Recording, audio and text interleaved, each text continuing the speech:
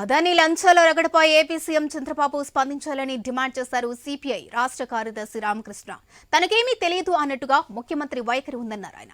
సెకితో ఒప్పందం వల్ల రాష్ట్ర ప్రజలపై భారం పడుతుందని ఆనాడే సిపిఐ హెచ్చరించిందని రామకృష్ణ విజయనగరంలో గుర్తు చేశారు. ఇదే అంశంలో తనకు సన్మానం చేయాలంటూ జగన్ చేసిన కామెంట్స్ ను సిపిఐ నేత తప్పుపట్టారు.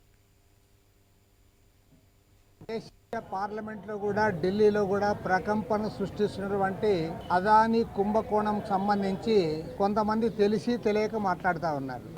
దురదృష్టం ఏమంటే ఇవాళ ఏదో అక్కడ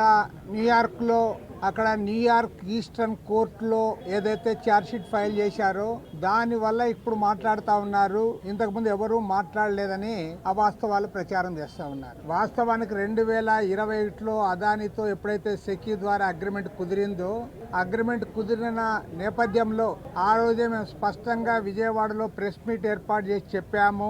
దీనివల్ల ప్రజలపైన భారం పడబోతా ఉంది. అనవసరంగా అక్కడ ఎన్టీపీసీ వాళ్ళు ₹99 అమ్ముతా ఉంటే సెకీ ద్వారా ₹2.49 కొనుగోలు చేస్తా ఉన్నారు. దీనిపైన